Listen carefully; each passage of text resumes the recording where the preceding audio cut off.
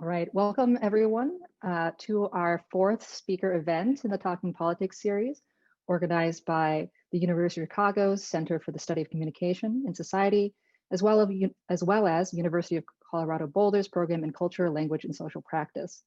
My name is Lily Ye. I'm a doctoral student at Chicago, and I'll be the moderator for the event today. I want to thank all of you so much for joining us for this very exciting series where anthropologists and linguistic experts analyze the 2020 US presidential election.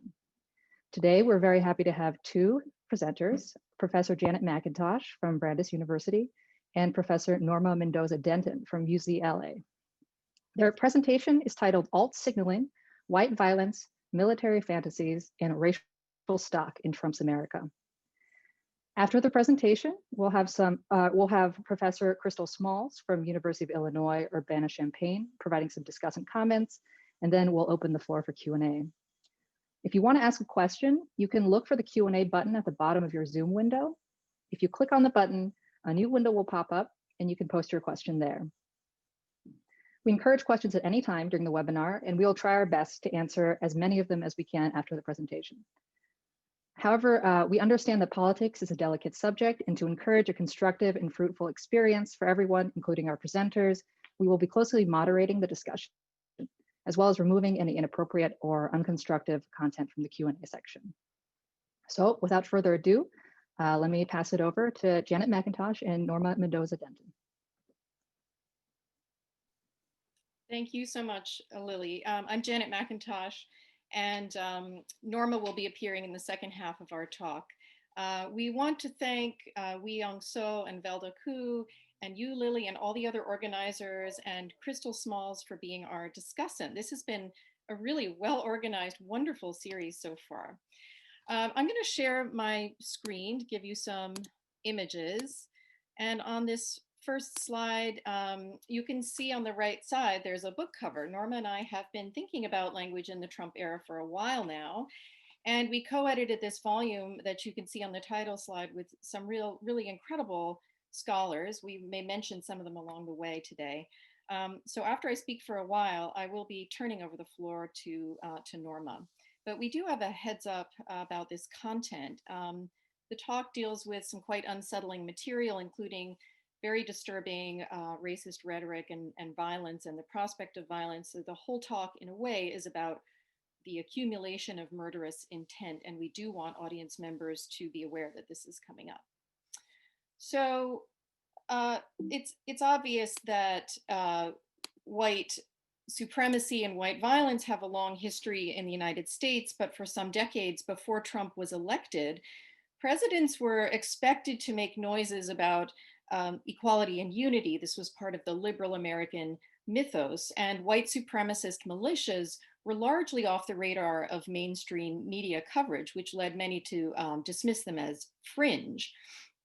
But Trump's arrival marked a deadly new era of signaling in which he and his team have one way or another repeatedly conveyed the message that Black and brown people are not quite human, that they and their white sympathizers are potentially expendable, are weak, even killable, and that white militias outside the ordinary channels of state authority should feel emboldened. And a lot of their communication has taken the form of what Norma and I are calling alt signaling, where white supremacists give and receive communications about the expendability of Black and brown people just below the discernible surface. So the dynamics that we're going to describe today intensified in the run-up to the election.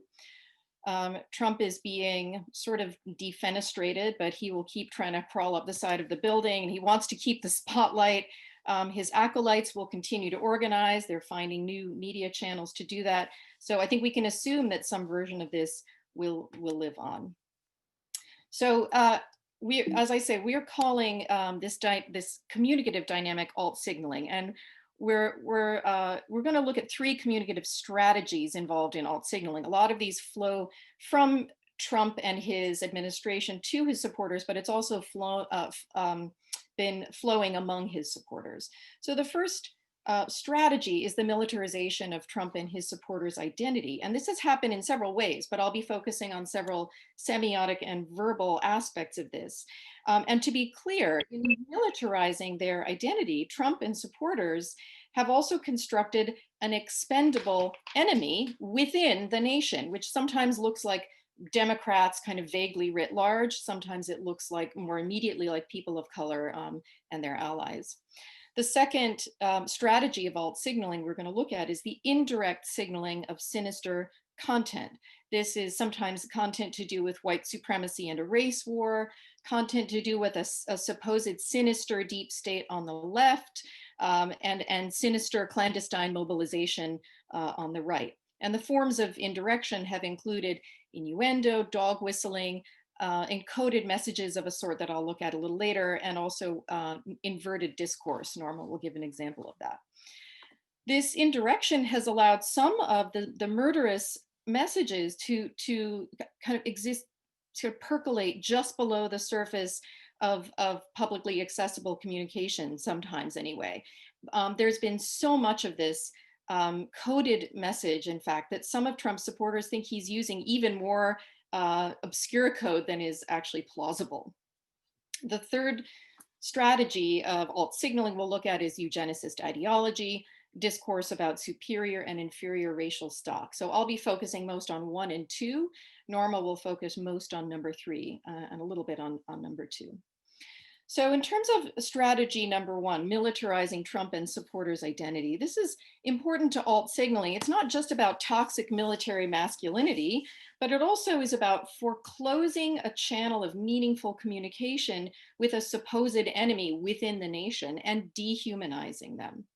Now, the American right has objected for a long time to variations on the theme of new masculinity, and it's long been involved in hypermasculine posturing against the left. Just to give one example, if we go back just a few years to 2013, we can look at the so-called pajama boy meme phenomenon. So pajama boy appeared for the first time in 2013 as part of an ad designed to get millennials to register for the the Affordable Care Act. And the copy on the original ad read, "Wear pajamas, drink hot chocolate, talk about getting health insurance." And it pictured this young man in his red and black pajamas. And the right was apoplectic. Not only did they attack what they called Obamacare, but they also called pajama boy, quote, "a metrosexual in a plaid onesie, an insufferable man-child," and various other sexist and homophobic epithets, sometimes anti-Semitic epithets. And we saw many memes contrasting militaristic manhood on the American right with millennial boyhood, which was being mapped onto Democrats. So the left-hand meme, for instance, is contrasts a rugged World War II GI and all his ruggedness. A few years later, with Trump's rise, we saw the meme on the upper right with the cowboy hat wearing, Tabasco sauce drinking, red sauce denizen. And then after Trump's win in 2016, General Mattis, who was Trump's first pick for Secretary of Defense, was paired with pajama boy and a quotation from Sebastian Gorka, who was deputy assistant to Trump for a while. And Gorka was saying that the era of the pajama boy is over on January 20th and alpha males are back. So here, Team Trump is framed as the alpha males ready to dominate Obama era pajama boy and all the soft liberals that he represents. Note that this is the militarization of the right, not to defend the overall nation, but to own the liberals. Now, Trump supporters have also adopted some militaristic verbal strategies to shut down their perceived enemies within the nation. And in Norma's and my book, I have a chapter about a type of communicative stance taking that has been available for decades in the United States military. It's a stance taken toward the softies who imperil the nation. For decades, drill instructors and drill sergeants have had no patience for the complaints and the sufferings of incoming recruits. And so they frame the recruits as being so soft, they're going to imperil the nation unless they're hardened. And a major technique of hardening them has been verbal. It's been leveling insults like snowflakes, crybabies, buttercups, wusses, weaklings, and a whole bunch of gender troubled insults. And in my chapter, I developed the idea that this verbal or semiotic cudgeling is designed to callous or harden the new recruit to physical slights and actually also to verbal slights. What Trump supporters did was to take this semiotic callousing and then to direct it at Democrats who became the crybabies, the snowflakes, and the buttercups. So when protesters demonstrated at the women's marches, for instance, or expressed fear and disdain that Trump had the reins of power, sorry, not disdain, despair, I should say, that Trump had the reins of power in those early months of the administration, they were shut down as mere snowflakes. And the phrases like liberal crybaby, liberal snowflake spiked on Google searches.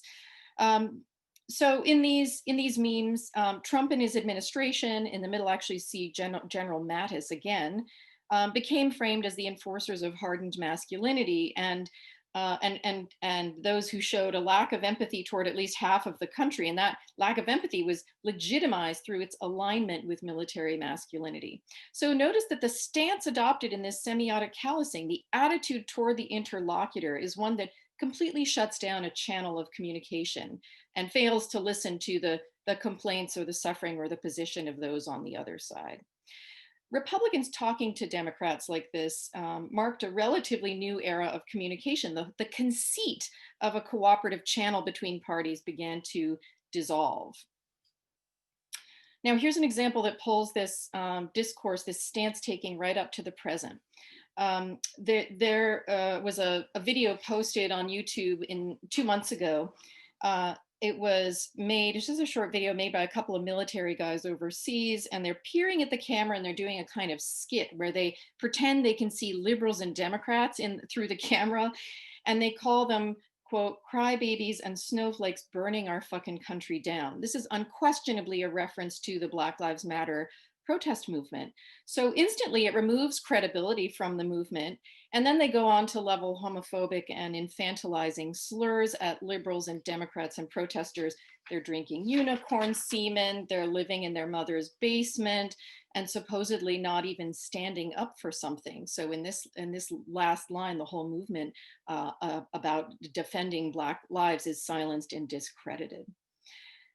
In my next example, we see how wartime footing has been projected onto Trump with the idea that Trump is engaged in a battle with liberals and Democrats. So you'll remember the September debates where Trump made so many interruptions, and even some Democrats objected. They said, oh, this is not civil, it's lowering the tone. But a Republican fundraiser from Texas emailed his contacts. I received some of these emails because I'm on some listservs. It's a long story, but I took an extract from his email where he wrote, Trump is fighting a war for you, me, our families, and the nation. We better not forget that we are in a war and begin to whine because our top general is being too mean and aggressive and forceful when he fights for us. We cannot disengage, whimper, or flinch because we do not like what war looks like. So once again, here Trump is militarized. That means the adversary, in this case, Biden, liberals, Democrats, cannot be listened to, are dehumanized like an enemy. Even when Trump got COVID, his recovery was seized on as an opportunity to make him look still stronger and more pugilistic.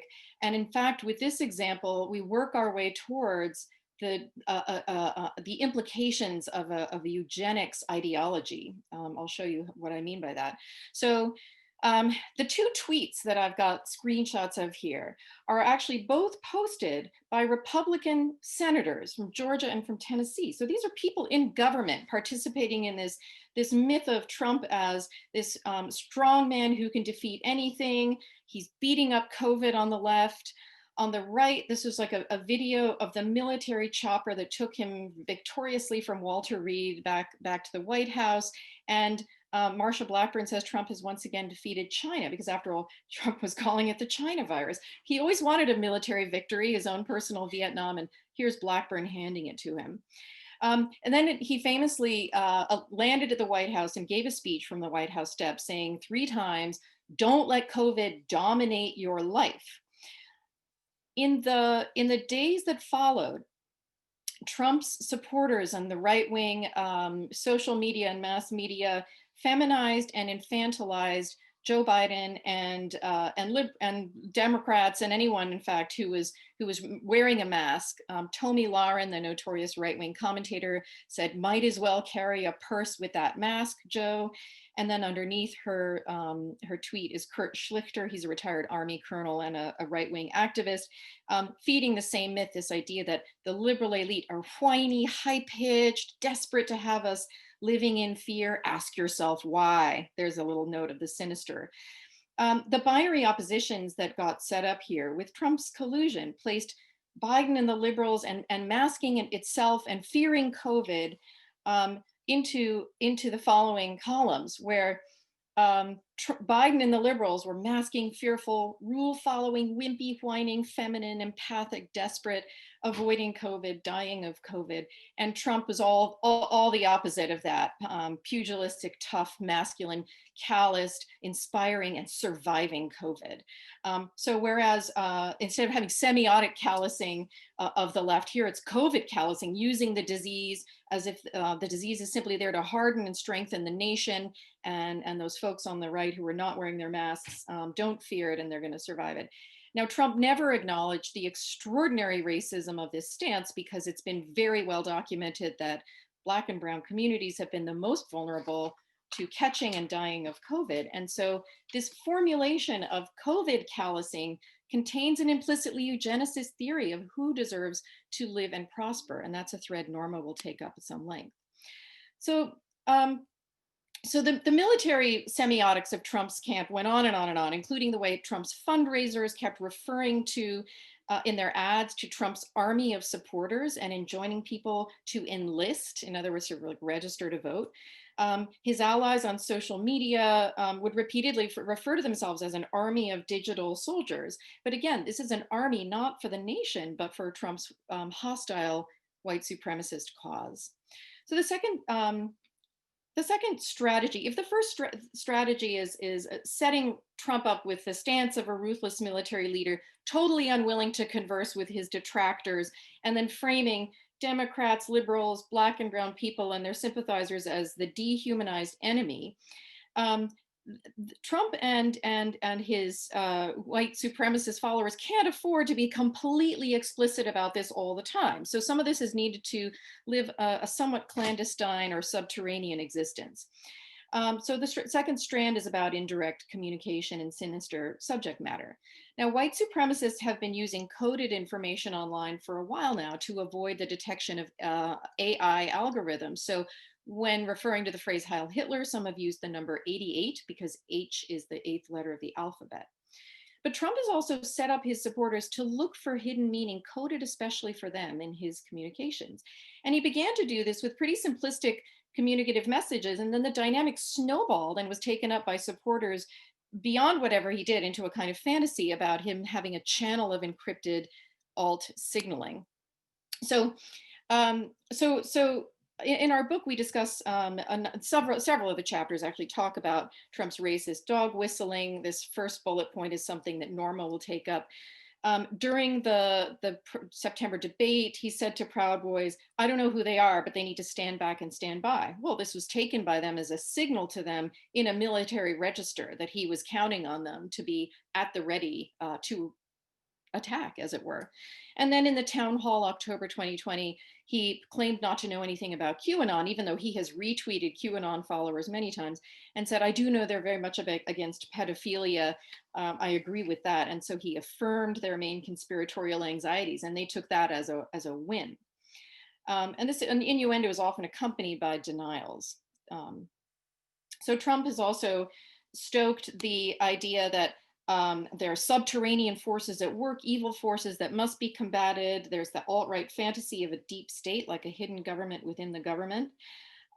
This kind of allusion to hidden stuff goes way back in his administration. If you think back to the seemingly harmless typo of Covfefe, what wasn't so harmless was when Sean Spicer said during a press conference to a press pool, "I think the president and a small group of people know exactly what he meant." So there's an attempt to imply that no, there was some deep underlying meaning, and Trump is always, knows what he's signaling.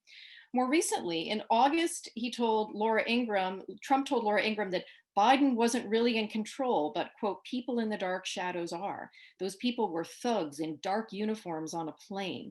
He gave no further elaboration. This was grist for the mill of conspiracy theorists. And then he would allude in press conferences to Obamagate in terms of terrible things that happened, terrible crimes. All you have to do to learn about it is read the newspaper, except yours, he would say to anyone who is in what he called the mainstream media or the liberal media. So the implication is the real information is out there about the criminal Dems and the deep state, but you have to go to other channels of communication. So the cumulative effect of this was to stoke attunement to alleged deep truths beneath the surface and also encoded truths that can't be spoken directly. Now, given that white supremacists have complained that the liberal media won't allow them to communicate freely about their racist views, it makes sense they would be looking for hidden truths, communicating just under the radar about their schemes. And some of these strands came together in the last couple of years with the QAnon phenomenon. QAnon is a right-wing conspiratorial mass movement. It first took shape around 2017. An anonymous user, or perhaps several users who were referred to as Q, who supposedly had high-level clearance in the Trump administration, began posting conspiracy theories that the Democratic Party is run by a cabal of Satanist pedophiles, and the Trump will unmask the cabal, that he and military officials will and perhaps his paramilitary white supremacists will bring forth an imminent event known as the Storm or the Great Awakening, and white supremacists will effectively take over. So there's been a lot of alt signaling about the Great Awakening, and it's involved fantasies of encrypted messages from Trump and his team. So my last few slides give you some examples of this. So this slide has a simpler example of supposed encryption. This is an October tweet from a QAnon supporter.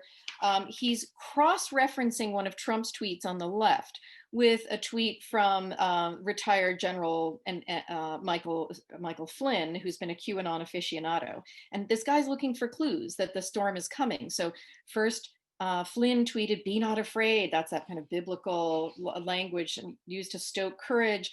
And then, Trump tweeted the next day, "Don't be afraid." Okay, so he said, "Don't be afraid of COVID," but there's a meaningful connection. Actually, this is what Susan Lepselter has called apophenia, where you find meaningful connections between otherwise random things. This next follower, the content of what he thinks he's found is irrelevant. It's in a long email thread. What I want to point out is that he's looked at a timestamp. He's gone to a supposed Q drop on 8kun, which is a right-wing message board, and thinks he's found a connection. And notice that he's saying there's plausible deniability to the world, but ultimate confirmation to us. This isn't a game. Trump himself is speaking to us, and even the tiniest cues, the timing between tweets, the missing letters contain hidden messages. And then a final example, also from October. The president tweets, "I want better healthcare." The timestamp is 5:56 p.m. A corresponding Q drop on 8kun says, "The cure will spread WW," which is presumably an allusion to World War. So here, QAnon is getting exciting followers about the possibility of violent clashes. Military operatives do communicate in code so they can remain undetected. There seems to be a little bit of semiotic cosplay here on the part of some of these followers to accompany the sartorial cosplay of white militia members. They're buying up camo and military gear and guns. I've seen some of the tweeters right after the election, they would just tweet a single period. They called it a muster point as a way of signaling readiness. And then they would get 200 muster points in response, as if everyone was saying, "We're ready, we're ready." My final slide has a couple of examples of alt signaling by Trump supporters, these little flashes from the underground. So on the left, you see someone flashing their QAnon shirt. On the right, I've circled what's easier to see in a video. It's a supporter at a rally flashing a white supremacist OK sign. If any of you saw Michael Lempert's talk, I think he spoke in the Q&A about how the alt-right has alleged that Trump himself has performed the white supremacist OK sign. They've apparently taken what might just be an ordinary precision grip hand, and then they've treated it as a sort of secret evil twin of the normal okay sign, as if Trump were dog whistling to them with his hands. So even his hands are codes to be cracked. They have their special channels of understanding. So clearly there's been a kind of a thrill and excitement to this idea that momentum is being galvanized. The secrecy itself is a great way to construct the impression of power, important truths barely concealed, and the sense that the right has been beleaguered and oppressed by the mainstream. It's a reification of that notion. And of course, a major part of what is being alt signaled is this chilling, murderous, racist content, this slow moving creep of what looks like genocidal intent. And so that is where I'm going to stop and turn the floor over to Norma to share her screen. Thank you, Janet. Can everybody hear me? I need some feedback. Oh, yes. Okay, somebody raised their hand. Thank you. Okay, so I'm going to share my screen. Hopefully, do this in a more elegant way than I'm used to. Let's see. Okay, and I'm assuming you can see my screen. Can I get a verbal confirmation? Yes, thank you. And I'm gonna play it. And then and that looks perfect, Norma. You're all set. Okay, great. Thank you. Okay, so I'm going to pick it up here from where Janet left us, and just also thank the organizers prolifically, and Joe Bonnie for helping us with all of this tech, and all of you who have made the time to listen to our presentation. When we started pulling this presentation together, I realized that there was one particular talk where, a rally really, where Trump talked about the racehorse theory. And when I started to look a little bit more deeply into it, I realized that it pulls together several strands of thought and action that have characterized the Trump administration. I'm going to try to show you how many of these strands of thinking originate in deeply held American beliefs, including eugenics. Even after studying Trump's speech for such a long time, it only became clear to me how many disparate statements and actions are tied together by thinking about eugenics. So I'm going to start here with some questions that will maybe seem a little bit sort of scattered at the beginning, but hope that by the end of this presentation, you'll see how everything comes together through this lens. So leaving aside the creepiness factor, which is, I know, hard to do, we ask ourselves, why does Trump evaluate his daughters' bodies even from birth? Why would he inspect the merchandise, the women in the dressing rooms at Miss America pageants? Why did Trump say that he wished that Ivanka dated a top football player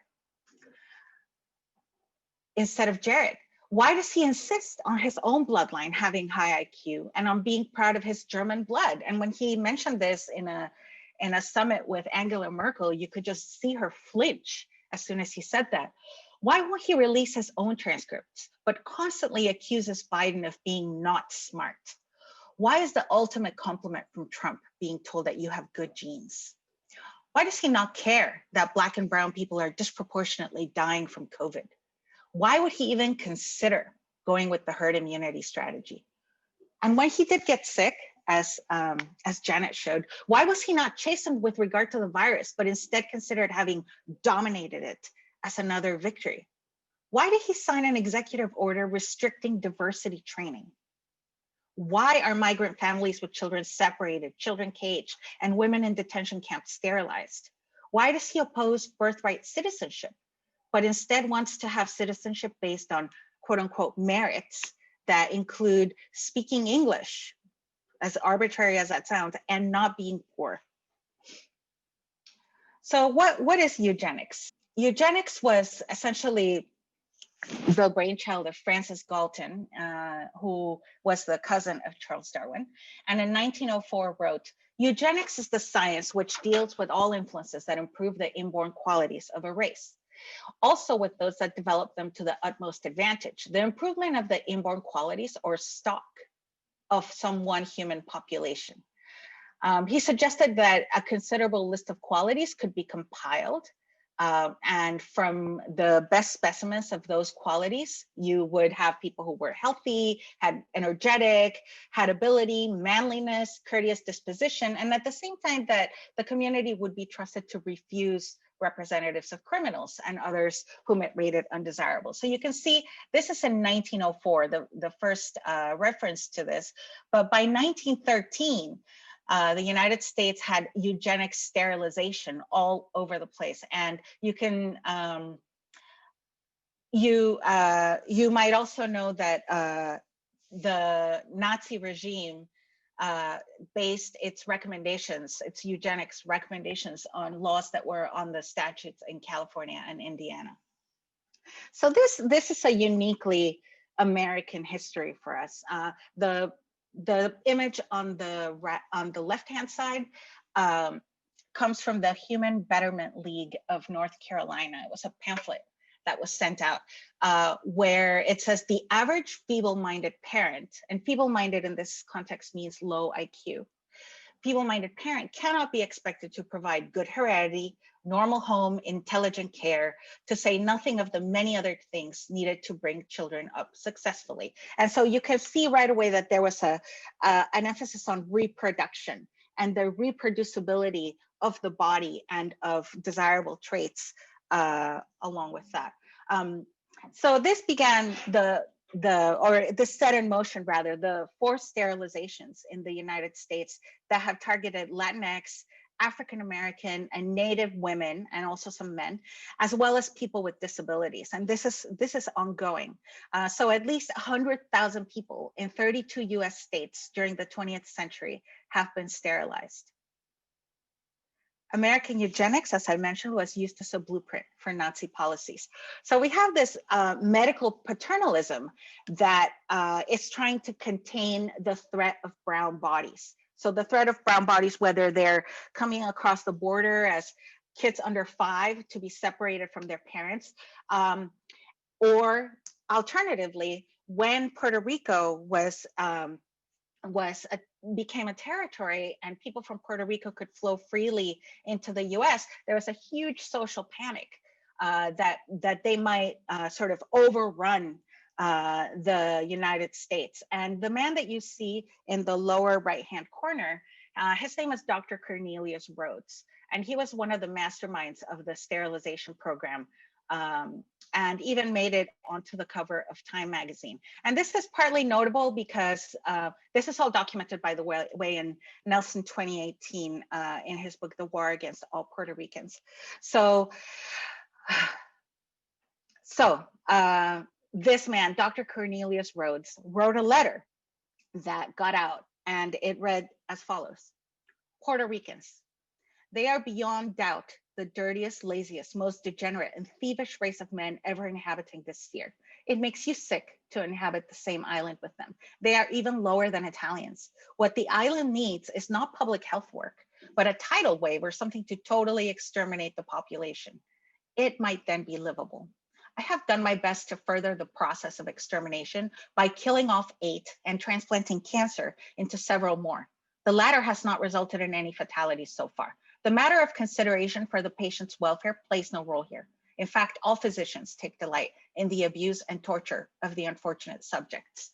And this is a guy who later on got on the cover of Time magazine. In 1965, a survey of Puerto Rican residents found that about 1/3 of all Puerto Rican mothers ages 20 to 49 were sterilized. And Briggs 2001 estimates that 200,000 Puerto Rican women have been sterilized. Puerto Rico, in fact, has the largest rate of sterilization in the world. And of course, the higher the rate of sterilization that could be shown in the hospitals, the more funds flowed into the island. So we see that this type of containment also had its own profit margins and profit schemes. So now we are not surprised that we also have these terms that came in with the Trump administration. We're sort of going back and forth historically here, where Donald Trump uses the terms anchor babies and chain migration together in many of his speeches. And I'll tell you that the corpus linguist in me wants to show you all of the data and every single example. Obviously, there's not enough room for that or time. But I want us to understand Trump not only as author, but as animator of these deep-rooted concepts.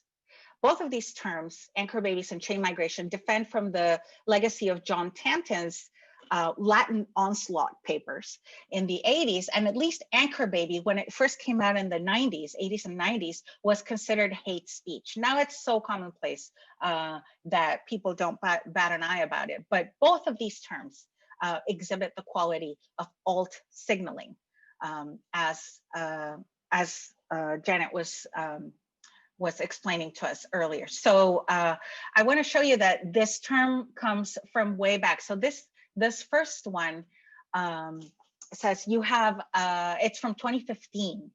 And he's talking about, you have migration because Syria is such a disaster. And now I hear we want to take in 200,000 Syrians, right? And they could be, listen, they could be ISIS. I don't know. Did you ever see a migration like that? They're all men. They're all strong looking guys. Did you see it? They're walking and there are so many men. There aren't that many women. So this, of course, should maybe also jog your memory about the things that Representative Steve King of Iowa had said a little bit after this time about how migrants weigh, what did he say? They weigh like 100 pounds, but have calves the size of watermelons from carrying drugs, right? So there's this sort of fear of the brown body, of possibly healthy and fertile bodies that might take over. Now, this is the racehorse theory that I was telling you about. Donald Trump gave this speech just a couple of months ago, just a few weeks ago, really, at Bemidji, Minnesota, where he talked to the crowd, and the crowd was all mostly Euro-Americans. So he says, they were tough and they were strong. You have good genes. You know that, right? You have good genes. A lot of it is about the genes, isn't it? Don't you believe it? The racehorse theory. Do you think we're so different? You have good genes in Minnesota. They didn't have a lot of money. They didn't have a lot of luxury, but they had grit, they had faith, and they had each other. And of course, here he's not talking about Minnesotans like Ilhan Omar, and he's not talking about Minnesotans like George Floyd. He's talking about the white people in his audience. And often, you know, when Trump is on television, he's aware that the cameras are looking at him, but they're looking at the back of people's heads, of the crowd's heads. So he'll usually pick out somebody with long blonde hair and tell them to turn around, you with the blonde hair, turn around. And again, so he later on, he gives a speech in Des Moines, Iowa, where he says, thank you. Do you see the way they all stayed together? This is a particular family, the Pat Grassley family. They like each other. Speaker of the Iowa House. Oh, you've got to tell me this. This is good genes, I think, right? There are genes involved here, right? Pat Grassley, right? Good genes. What's the relationship? Pat, huh? That's good stuff. You got good stock. We might sort of say, okay, this is one of his innumerable quirks, except of course, they get turned into policy. So the highest compliment that you can get from Trump is that you have great genes or you're out of central casting. But of course, you must first be white to merit such a compliment. His obsession with both family bloodlines and IQ results in his constant name checking of his uncle, his one uncle who was a professor at MIT, and at the same time, Trump challenges others to IQ tests. He boasts about his vocabulary. He brags about his kids' schools, even though they're all legacy Penn, right? So, and so on. So all of this is coupled with attacks on so-called low IQ individuals, usually Black or brown people, or convicted criminals, or prominent Democrats. And what I'm going to show you here, you know, again, I can't show you all the instances, but Maxine Waters, an African-American congresswoman, alone was signaled as low IQ in public rallies 13 times in the space of a year. 13 times in the space of a year, he got up in front of crowds of hundreds of thousands of people and attacked Congresswoman Waters.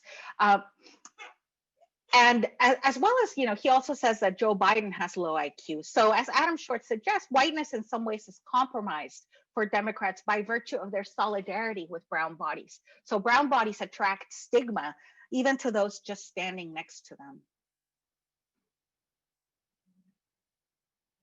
Okay, so this is the example that we're talking about of inversion, where there's an attack on diversity training. And the thing that one really would want to notice here is that this Donald Trump issued, again, just a few weeks ago, this executive order on combating race and sex stereotyping. Sounds good, right? So it starts, right? President Abraham Lincoln understood that, the belief that all people are equal is the electric cord that links the hearts of patriotic people, and so on. Then he goes on to say, this belief inspired the heroic Black soldiers of the 54th Massachusetts Infantry Regiment to defend the Union. It's what inspired Dr. Martin Luther King. And right, so look in the middle of this document. It says, today, however, many people are pushing a different vision of America that is grounded in hierarchies based on collective social and political identities, rather than in the inherent and equal dignity of every person as an individual. The ideology is rooted in the pernicious and false belief that America is an irredeemably racist and sexist country, and so on. So, although presented as new and revolutionary, they resurrect the discredited notions of the 19th century's apologists for slavery, who, like President Lincoln rival Stephen Douglas, maintained that our government was made on the white basis by white men for the benefit of white men. So you can see that the language that we would use in trying to understand and abolish slavery is in fact being overturned to get us to stop talking about racism. And this is something that's also noted in Guerrero 2020, who wrote an amazing book called Hate Monger about Stephen Miller. But the author of this particular, a lot of these writings is Stephen Miller, who through Larry Elder, David Horowitz, and Stephen Bannon, exploit people's fear and demonize others for political gain. So I invite you to go look for yourself at this presidential executive order right now on the whitehouse.gov. Another thing is this dehumanizing of the non-white other. So we talked a little bit about how Trump talks about Syrian immigrants in Europe, but by classifying feared extraterritorial others, especially Latinx, African and Arab men, both migrants and refugees, as diseased animals or monsters bent on destroying culture, Trump makes the case that they are not allowed protection as humans. And this is something that Otto Santa Ana and his students wrote about in our edited collection.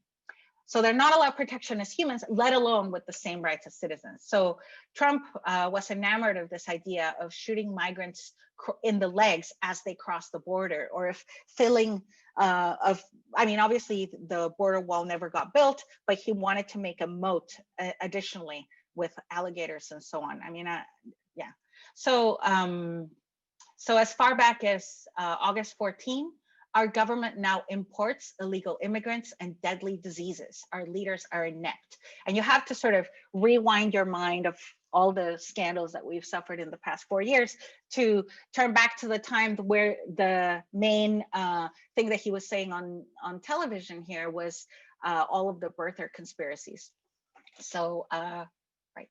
So in the next one, he said, I said that immigration policies in Europe are a disaster. You're destroying Europe. You're destroying the culture of Europe. The crime is up in those states, in those areas, and you better do something. I tell them that. So, again, all of these are about how people are animals. In the fourth one, they cut two beautiful young girls, 16 years old. They were going home from school and they cut them to pieces. They're animals, and so on. Just trying to catch my breath here. Okay, Then we have some of this latest things that have come to light. This is Nurse Dawn Wooden, who, I mean, not in the picture. These are people who have been incarcerated in the ICE detention centers at Irwin County, Georgia. Ayuda, por favor, means help us, please. No tenemos protección, tenemos mucho miedo. We don't have any protection and we're very afraid. Help us, immigrants. All right, so Nurse Dawn Wooden became a whistleblower alleging substandard COVID-19 healthcare and abuse at ICE facilities in Irwin County, as well as forced sterilizations. She is quoted in the complaint, quote, "We've questioned among ourselves, like, goodness, he's taking everybody's stuff out. That's his specialty. He's the uterus collector." And the detention facility, which is operated by the private prison contractor LaSalle Corrections, continued to send patients to this man, even after all of this scheme came out. And patients were not provided translation services, and in many cases were given very vague explanations for what would happen to them. And when they complained, deportation proceedings were summarily begun. So much so that at some point there had to be congressional action to prevent them from being deported before they could say anything.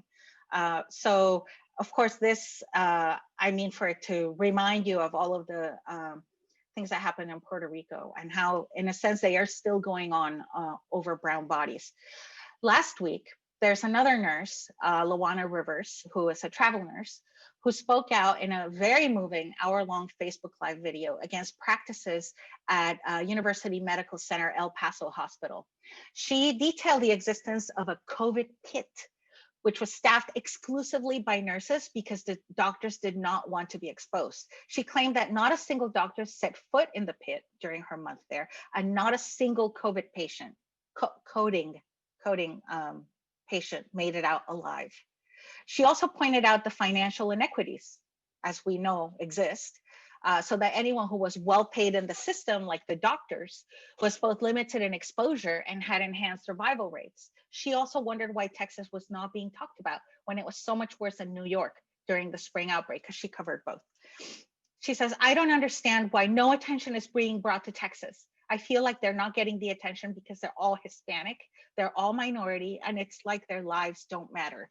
And here I just want to say that both Nurse Wooden and Nurse Rivers are African-American nurses and are familiar with the history of incarceration, of the devaluing of Black and brown bodies, and of sterilization in the United States. And so they took this risk upon themselves to speak out on behalf of these patients that they felt are not being given even a perfunctory chance to live.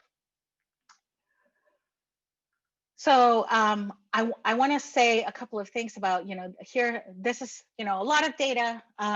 My next step with this is going to be looking at some theoretical angles to try to work in here. I'm interested in the work of Jamie Thomas for her work on zombies and racial anxiety. And by zombies here, I'm also going to include the undead voters that continue to pop up in conversations in the news these days, as well as Crystal Smalls, our discussant, in her work on white audiences' body snatching of Black bodies through contextualization. So these two scholars offer theoretical avenues for understanding the relationship of whiteness and the dispossession of the brown body.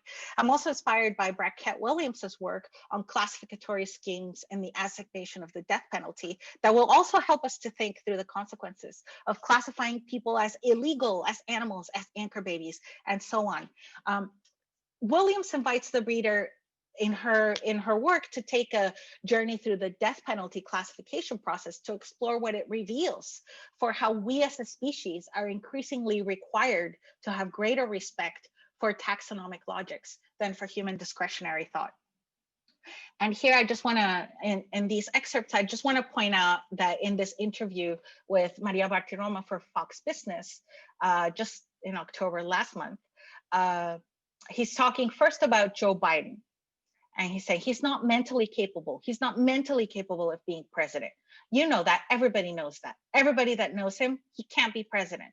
And this monster that was on the stage with Mike Pence, who destroyed her last night, by the way. But this monster, she says, no, there won't be fracking. That monster is our Vice President-elect, Kamala Harris.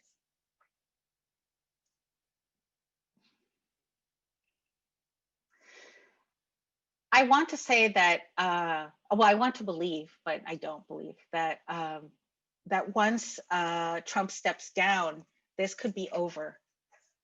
But no, Trump was actually just the perfect storm. Many of the specifics of his immigration policies and the language that they use, like the famous infamous American Carnage speech, were in fact hatched and written out by Stephen Miller, his advisor, his campaign manager. Stephen, of course, was in turn influenced by Larry Elder and David Horowitz, and espoused white nationalist ideology, including the book Camp of Saints, and went on to advise Steve Bannon and Jeff Sessions, who was the person who actually set the migrant separation policies into motion. Migrant family separation policies. Trump himself was just the perfect mouthpiece, mediagenic, type A, and power obsessed for many of the grievances of white nationalists, even though he's not even a properly steady one. So Ann Coulter, who used to be his defender, now has become thorn in his side and his total detractor. Just a couple of days ago, when speaking at UT Austin, she suggested that in fact, it is Trumpism without Trump that we need, now that we've gotten rid of the 8-year-old. And she says, okay, well, he'll still be good for some things. He can be the rally guy, but we need somebody else. We need somebody who's macho and somebody who is, willing to say these things out there. I mean, and you just sort of hear it getting all set up again. So in conclusion, Janet and I talked a lot about how to understand these phenomena. Some of them are historical. I've talked a lot about the historical dimensions. Some of them have been examined by Janet as alt signaling, as prolonged dog whistles.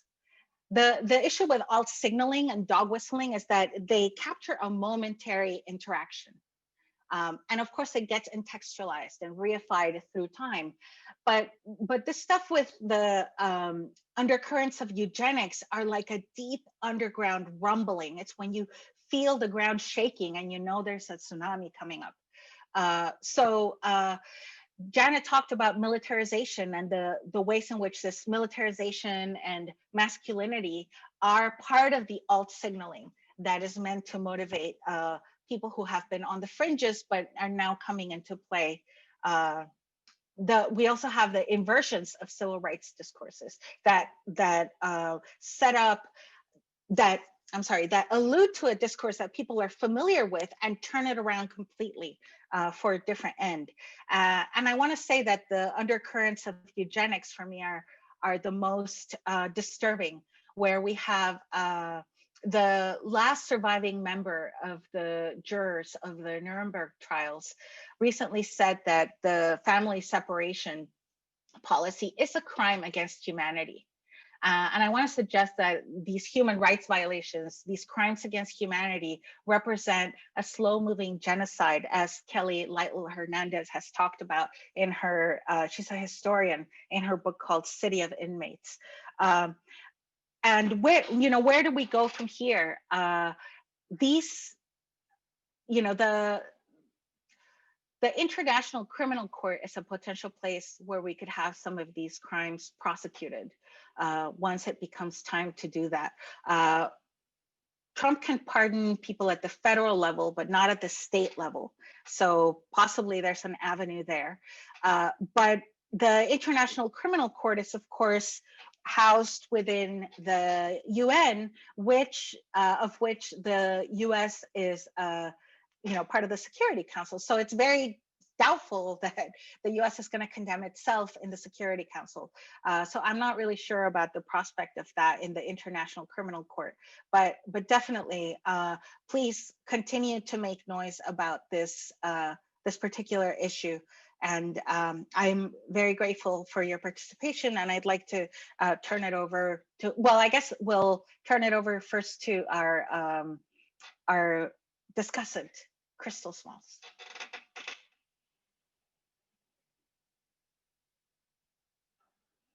And I know I need to stop sharing. I'm trying. Yeah. Thank you so much, Janet and Norma, for that insightful, if rather chilling presentation, and for pointing us to avenues for making sense of today's discursive landscape. And like Norma said, we're going to turn to our discussant for today, Crystal Smalls. Crystal, the floor is yours. Hello, everyone. Thank you. So thank you both so much.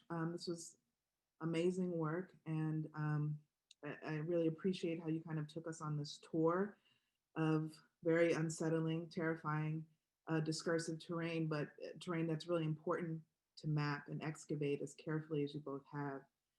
And I also really want to emphasize how incredibly brave this kind of work is, because I'm terrified to hear it and to speak on it. So speaking truth to power, as we hear, that's hard work and that's scary work. Speaking truth to white power and capital W, capital P is no joke at all. And that's because white violence, as your talk made clear, it's not an abstraction, theoretical concept. We see how it's something that's operationalized discursively to, among other things, cultivate, as you said, a murderous intent, and to mobilize, to callous and harden, to call to action. So white violence is something that many of us experience and live against every day. Its numerous forms and sources, its enduring vitality through the past few centuries at least, have helped generate a constant state of terror for many of us, even as we somehow miraculously find ways to resist and refuse and to reform and transform, to love and create, or even just to breathe and survive. And so I'm thinking of these discourses, these alt-right signaling discourses and eugenics discourses, as ones that really mediate racial terrorism or racial terror.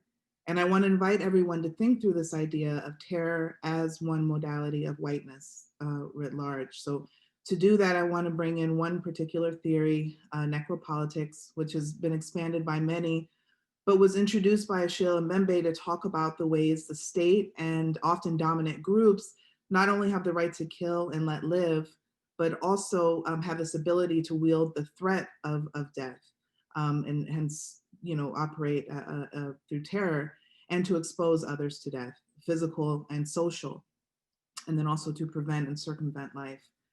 So when we think through this, then these military stances, this kind of self-enlisting into a militarizing body that's at war, mind you, we can think of it as, yes, a call to vote and protest, and possibly, as you all pointed to, an assertion to an authority, a sense of authority to kill, harm, or at least consider it as an evocation of the threat of death.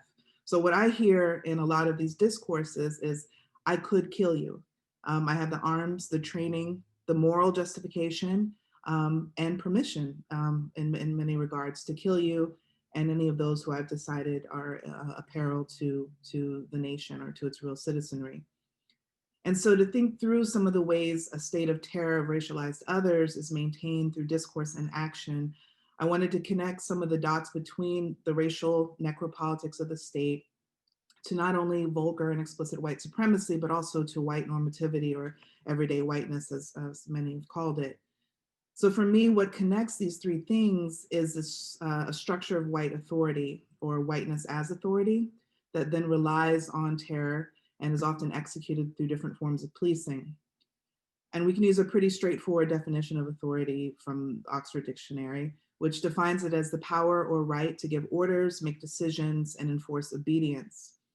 And then consider the ways in which that power has been state-sanctioned and culturally sanctioned, formally and informally, for many white people, white identified people in the US. And yeah, we can think of it as power, or at least a mediator of power, so that this naming white power by those who cherish this kind of authority is actually quite accurate. And so white authority manifests most plainly through policing or as policing in all its forms, but particularly institutional policing or formal law enforcement. Also social policing, which is very tightly tethered to institutional policing, but it's really the ways that quote unquote civilians deputize themselves to police others, other bodies, movements, and behavior. And then also biological policing, as we heard about, these biopolitical policies, practices, and discourses that attempt to physiologically regulate bodies and sort bodies. And so in terms of institutional policing, in the wake of the murders of George Floyd and Breonna Taylor by police, more of us became privy to its complex origins, particularly in slave patrols and bounty hunting, among other things. So slave patrols have been described as forms of organized terror in which everyday white citizens were enlisted into militia, sometimes swore oaths to protect property by policing any ostensibly Black bodies.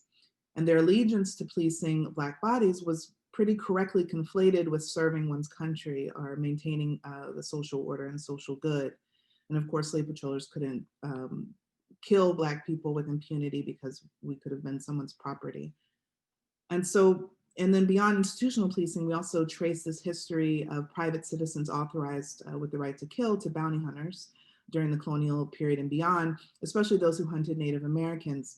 So some of those were organized into mounted corps volunteer scouts who very specifically in 1863, just up the road from me in Minnesota, were paid $25 per scalp of Dakota persons.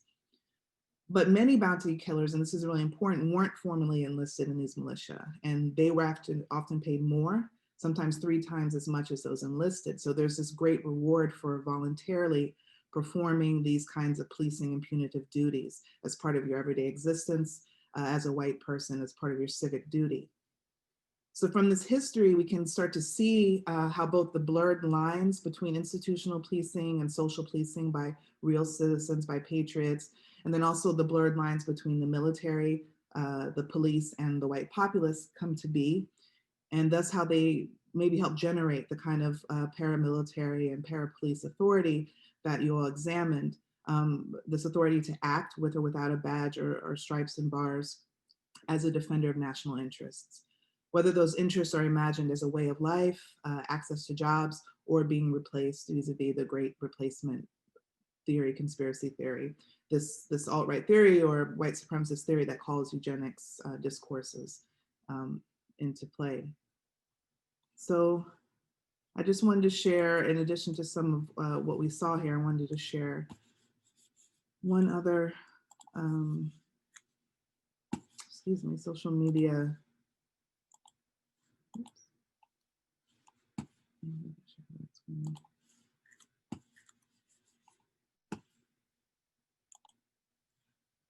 There we go. So this is a post that was shared this past weekend by million MAGA March attendee, right, where they're voicing their support of military suppression if any leftist chaos transpired, and then they ask if others felt the same way. And they received a number of responses in which people eagerly volunteered, right, to help with the suppression. So one person here replies, no, let the citizenry take care of it free of charge. And another says, I'm a retired LEO law enforcement officer and sick of watching home terrorists and terrorist threats at work. I'll volunteer and work for free. So again, we see this kind of volunteerism. But unlike this last person's conjectural tallying of the left on one hand with terrorists on the other, and unlike the alt-right conspiracy theories about sinister plots by the left, racial terrorism vis-a-vis white violence has empirically proven quite deadly. In addition to indirect signaling, sometimes we don't need much decoding, right, to make out a contempt for Black, brown, and Native life. So we certainly saw this necker political brunt of white authority as vigilantism 8 years ago, when George Zimmerman surveilled and ultimately put an end to Trayvon Martin's movements in his gated neighborhood. And then when a Zimmerman-inspired Dylan Roof executed 8 people in Charleston, when George Dunn opened fire on Jordan Davis and his friend for playing hip hop music too loudly, and in the taking of 23 lives in El Paso last summer, when Patrick Crusius attempted to combat what he referred to as cultural and ethnic replacement and a Hispanic invasion, really taking action against this threat of brown bodies, as Norma mentioned. And then also with the murder of Ahmaud Arbery by vigilantes who decided that he was a suspect and in break-ins in their neighborhood. And then we saw it again, but without the same grim outcome when the McCloskeys in St. Louis brandished their semi-automatic rifle and handgun at BLM protesters who they said were trespassing on their property. And of course, white vigilantes also feel authorized to take white people's lives as well, especially if they're deemed a threat to public property or private property. As we saw when Kyle Rittenhouse decided it was his job, and that was his word that he used to protect a Kenosha car dealership, and ended up killing white protesters, Joseph Rosenbaum and Anthony Huber, in the uprising following Jacob Blake's shooting by Kenosha police. And then also with the plot to kidnap Michigan Governor Gretchen Whitmer, and on and on. And so there's also these other practices of white authority that primarily attempt to police where and how certain bodies move and behave and reproduce. As we learned this evening, white authority may play out through the monitoring and evaluation of others in order to preserve biological whiteness through the policing of racial stock. And eugenics might look like blood quantum theories, miscegenation laws, lynchings of people who were deemed or are deemed a threat to white purity. And it can also look like immigration quotas and forced deportations, or like genocide, rape warfare, or forced sterilizations. But then there's these more mundane modes of white authority that can be realized through policing the language of non-white people to help construct public spaces, white public spaces, Jane Hill has shown us. But in so doing, helping to maintain the ideological and material infrastructure of white normativity, and therefore whiteness as natural and ideal. So, excuse me, this birthright of the authority to police racialized others is also seen among the Permit Patties and Barbecue Beckys and Amy Coopers of the world, who upon determining acts like selling lemonade or having the audacity to monitor a white person's adherence to laws and policies, determine them to be criminal acts. And then when failing to elicit obedience from the Black people in those cases, when they act as authorities, will summon the real police, who they take as kind of being at their disposal, or maybe themselves as proxies or extensions of. And we might really recall how promptly Amy Cooper accessed her power to unleash state violence, right? By, in doing so, effectively issuing the threat of death, literal or social death by way of incarceration, when she called the police on Christian Cooper, and then uttered those words, an African-American man is threatening my life. So what do these different strategies of alt signaling that Norma and Janet shared with us tell us about white authority? This duty, this call to duty, bolstered by these interpretations of coded commands from their leaders and coded threats from the enemy, and justified by a perceived existential threat to whiteness that must be controlled biologically. How does this discursive organizing, mobilizing work not only help to reify whiteness as a standard of citizen and human, but also to authorize those who are white identified to police others' citizenship and humanness, and to take action in doing so? And once we get a better hold of that, as Norma and Jen have already posed, how do we go about collectively divesting of this, and in particular divesting of white authority or whiteness as authority? So to kind of answer my own question or start to answer it, I wanted to share this post from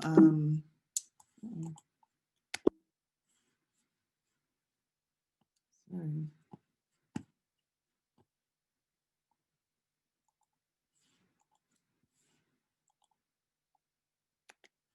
So this is a post that helps us acknowledge all of the mobilizing and sustaining work on the other side, right? Work that has roots as deep and old and sprawling as white supremacy itself.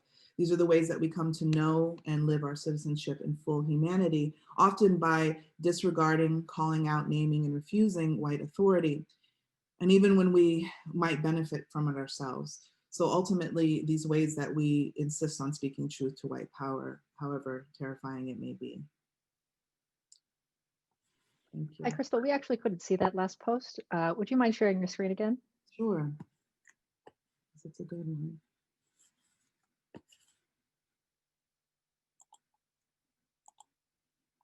I see.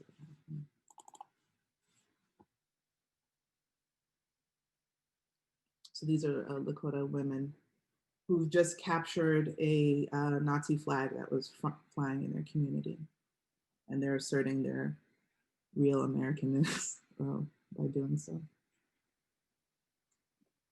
Well, thank you so much, Crystal, for your valuable comments. Janet and Norma, I wanted to give you a chance first if you wanted to respond to any of Crystal's comments.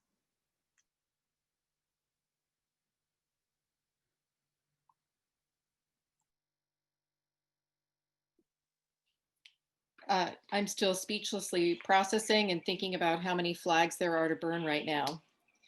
That was really remarkable. Thank you so much, Crystal, and for just bringing it right back around to what is all this discourse doing to reify white authority. And I thought it was actually powerful to hear you talk about other precedents where there's been the blurring of lines between institutional and social policing. It helps to explain in a way why there's why white militia members feel so emboldened and they feel like they're this close to being the state. That's that's part of what's been so creepy about looking at their communications. They're this close to it. They're maybe the legitimate state. They're at the ready to take over. Yeah. Doesn't go away. Yeah. I also want to say thank you so much, Crystal. This is, you know, in some ways you touched on something that I totally forgot to say, which is that one of our challenges is going to be looking at how different segments are interpolated by these strategies. And so the militarization interpolates a particular segment. The inversions of civil rights discourses interpolates. So you'll see that, I mean, as you saw, Janet's data is mostly from the citizenry, and the data that I've presented is mostly from institutions and officials and government people. So we're working different aspects of this, but the way that you framed it, especially at the end, I just need a copy of your comments to sort of chew on a little bit more. But I did want to say, what did I want to say?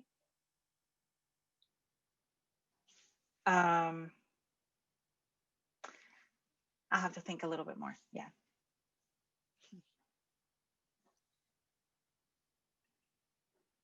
Okay, thank you so much, Janet and Norma.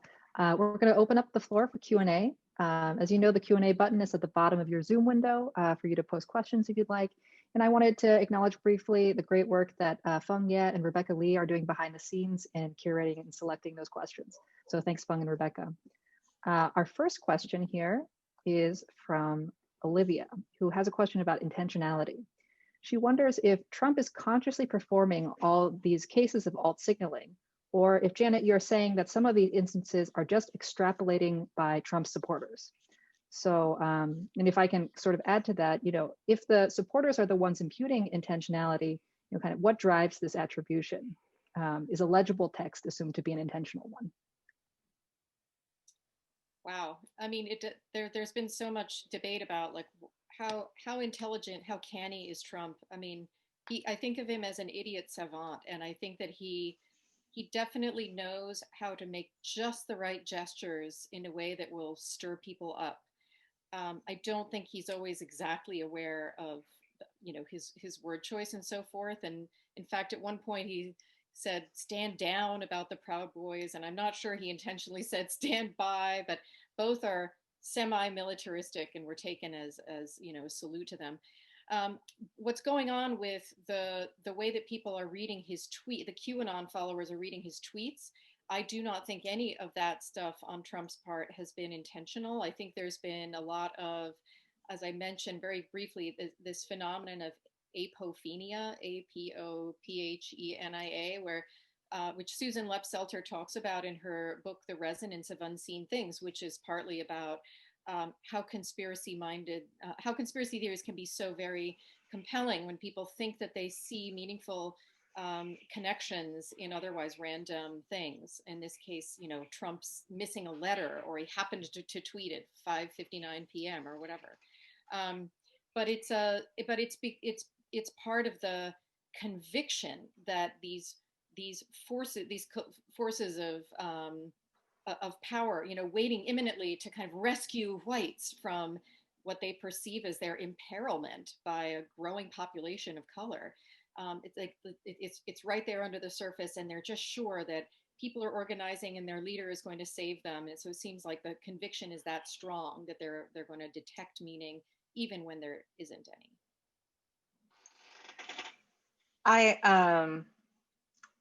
Well, you know, I did mention the fact that we need to take Trump as one piece of the puzzle, but really there's a lot of other authors who are feeding him lines, and chief among whom is Stephen Miller. But I'll tell you that I'm on the Trump supporter email list, and in there we see a lot of the same patterns, right? And these are clearly, you know, there's no way that that's him, because there's about 1 or 2 missives an hour, much more frequent now that he's lost the election.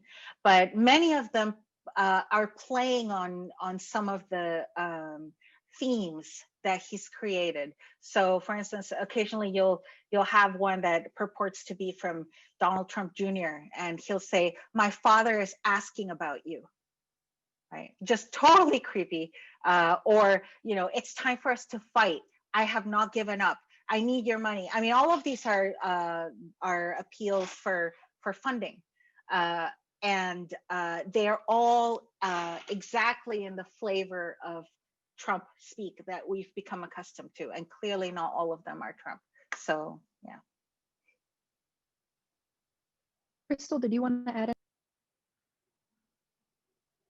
I mean, I'm learning about all of this as like through this process, especially in terms of the degrees of coding and all of that. So I mean, my sense is that, I don't know. I don't. It's hard for me not to believe that he knows that that this uptake is common. So even if he's not like specifically signaling particular meanings, seems to be, you know, encouraging of this type of reading into all of the things that he shares. So yeah, I'm not really sure, but I try to do it now. He's disingenuous when he says, like, "I don't know who QAnon is. I don't know Oh, who yeah. the Proud Boys are." That's totally disingenuous, even if he himself is not truly colluding with Q with Right. all this code. And he is stoking this idea of these shadowy truths, you know, the thugs on the plane, for instance. I can't say more than that, you know. Yeah. Biden's being controlled by someone else. Can't say more than that. He's absolutely stoking the fire. Yeah, but at the same time, if you look at the kind of corpus of his rallies, a lot of them have very, very similar turns of phrase, right? So, you know, he'll say things word for word. He'll repeat things word for word. So clearly they're crafted. And I used to think it was just him bragging about how he made grown men cry. But when it was time for the Republican National Convention, Ivanka told the exact same story. So it's clearly, you know, it's a family story, at least, if not a campaign story.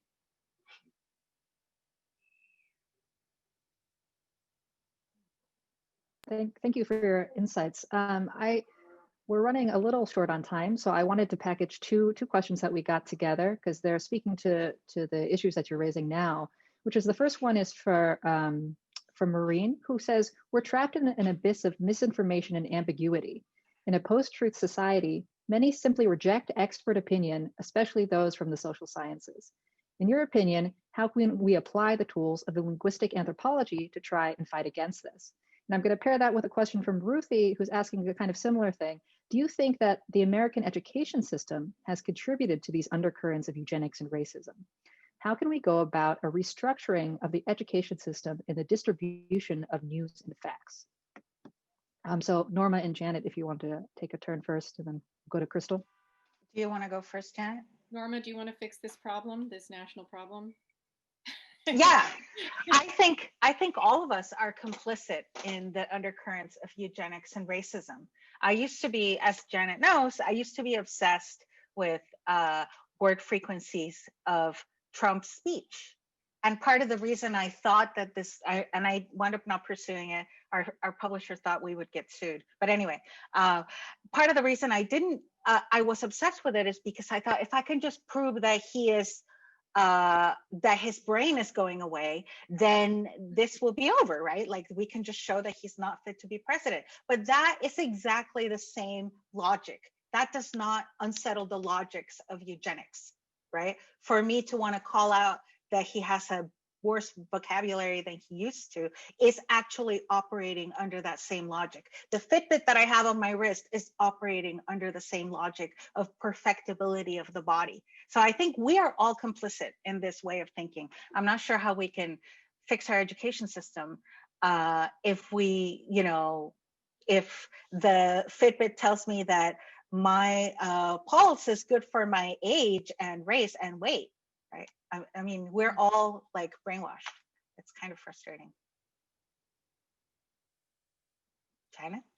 I mean, I'm stymied. It's a really good question. Like, what can linguistic anthropologists do? I don't know. I know that the authors who contributed to our volume tried to make the tools that they're using to analyze accessible to the public, to define the theoretical tools and make them accessible so that people could maybe feel like they had a little more of a purchase on what has been going on with Trump and beyond.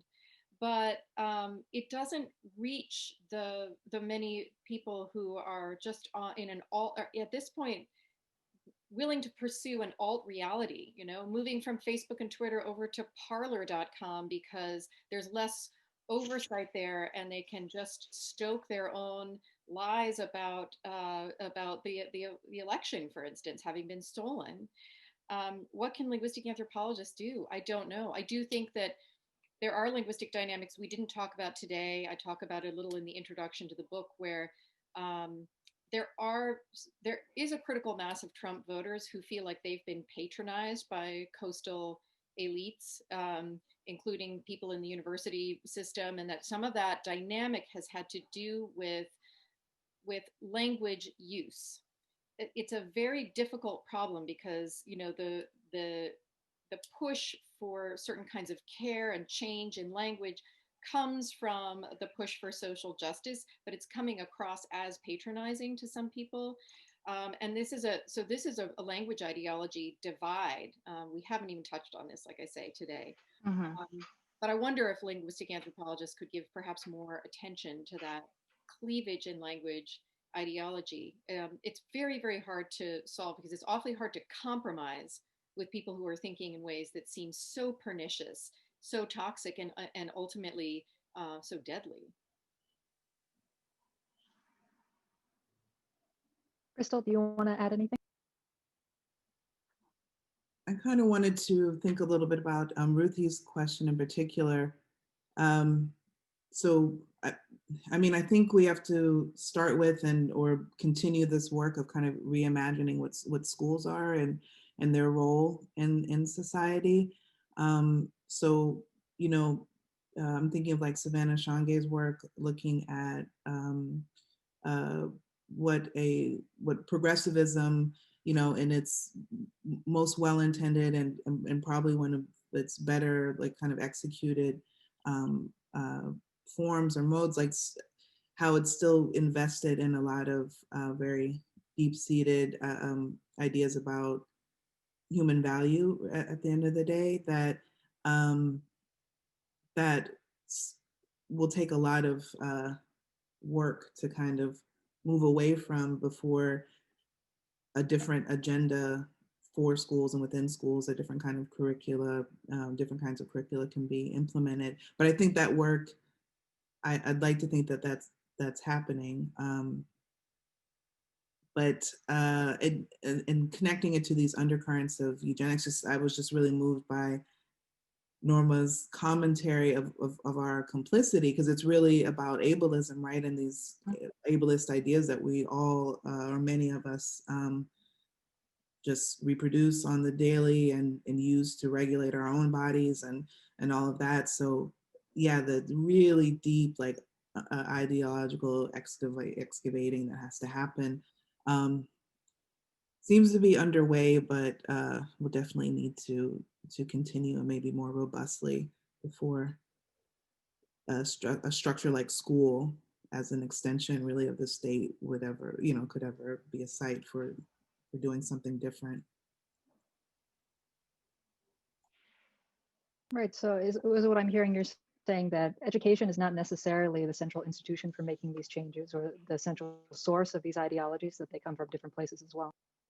Yeah, at least schooling, as formal schooling, formal education. Yeah.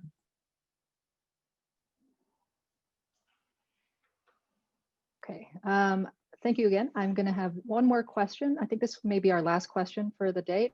It's kind of a methodological one. I think we've gotten a little sense of where you get your data from, since you've talked about the list hosts that you're on and email subscriptions that you have. But Pratiksha asks, I was interested in knowing where the memes/images were collected from.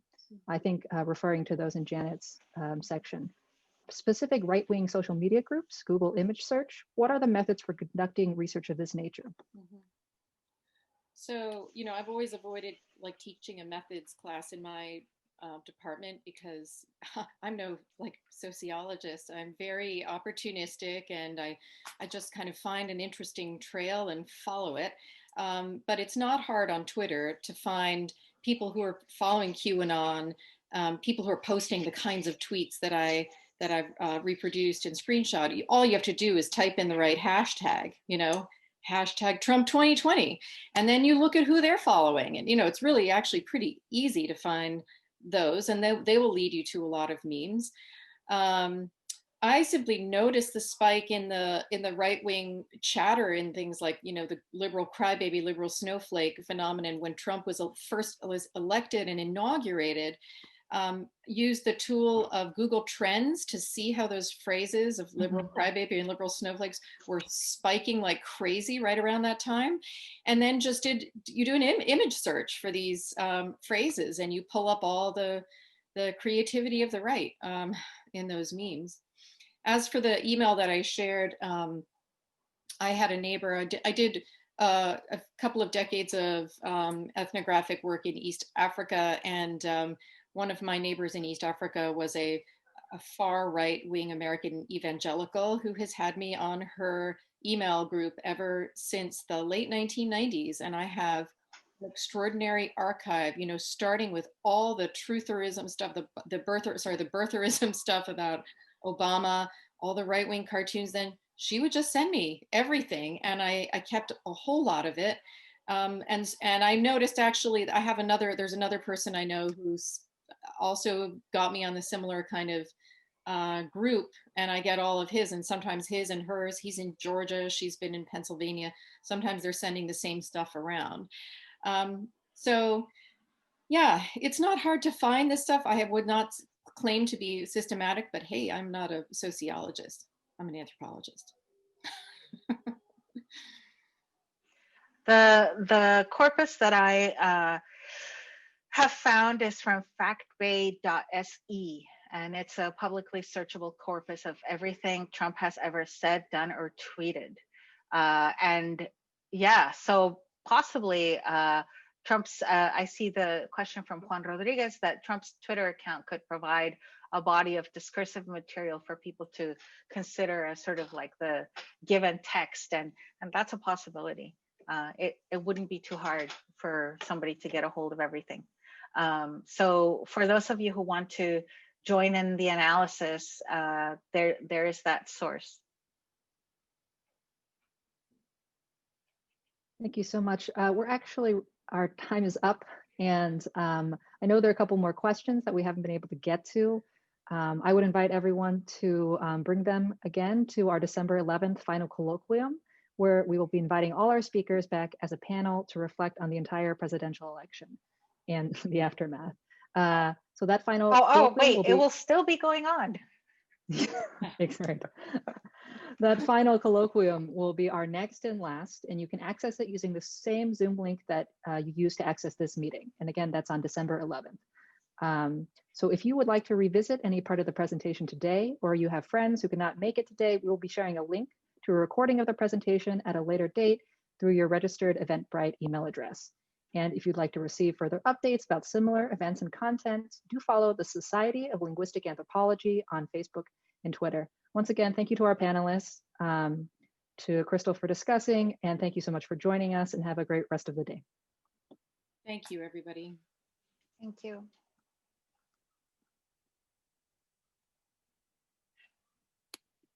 Take care. Take care. That was amazing. Thank you. If panelists would like to debrief, just give us about 60 seconds to clear everyone from the room. Okay.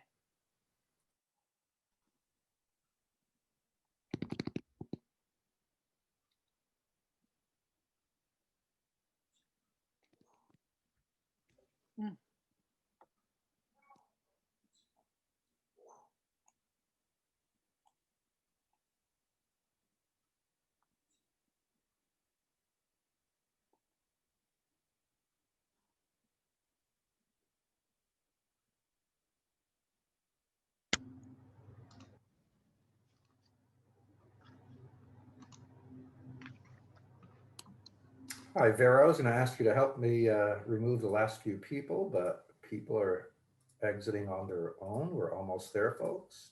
Just one more moment.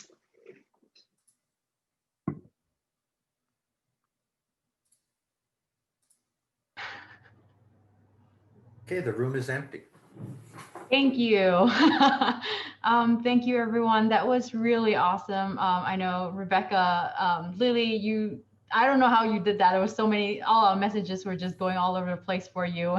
But you maintained such a calm demeanor. Wow. Was everything okay?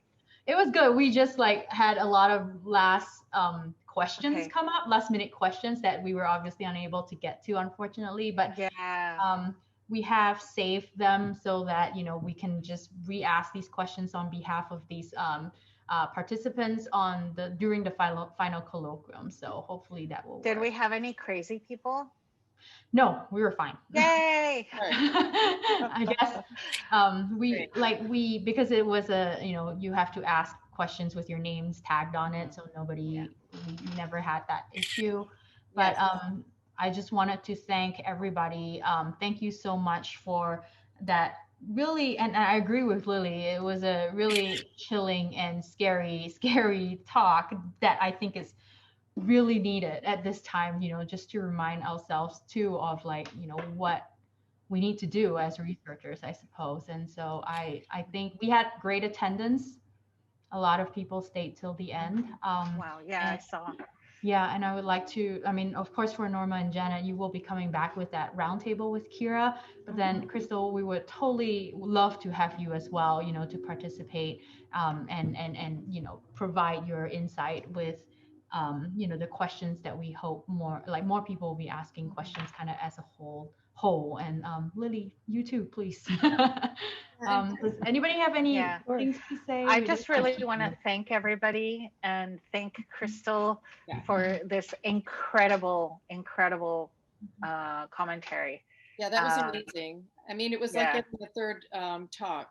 And it was powerful. I mean, really. Yeah. I mean, especially because I don't know if you saw. Oh, sorry. Go ahead. Maureen, in the question and answer, was saying that she thought everyone should have a copy of your comments, just as Norma and Janet were and that was the question them. I needed to ask. Are you willing to share your comments, perhaps with our, not just only with, we're going to share the YouTube link of the talk, of course. And I think I was wondering if we could also share the comments along with that. But we can definitely bring this conversation into email because I know that you guys have some reservations on how long you want the YouTube video to be up. So we could do that there if that's okay. I just wanted to say again how this talk was. I was, very emotional listening to it. It was really hard to hear and to, and I can't imagine how hard it is to do that kind of work. I've been kind of trying to steer clear of it because it's so toxic. Mhm. But it's so important, as Belda was saying, and was saying. So just thank you again, and Yeah. thank you for letting me get to like, yeah, speak on it and sit with it. Thank you so Yeah. much. Thank you, everybody. Thank I you, don't want to everyone. keep anybody, and so please enjoy the rest of your Monday, I guess. Thank you again so much for supporting us and for being here. Lily, Thank you. thank you. Thank you, guys. Thanks, Joe. I'll see some thank of you in you. a couple of weeks. Yeah, Yes, I'll see we a will. couple of some of you in a few weeks. All right. Bye. Thanks, Bong. Fingers Thanks, crossed. Rebecca. Deep breaths. Hopefully we can get to the next few weeks with minimal chaos, and then we'll see. We'll see where we go for the next decade, right? Yeah. Okay. All right. See you guys. All Bye. right. See you well. Bye, Bye. everybody. Thank you. Bye. Thanks a million. Thank you.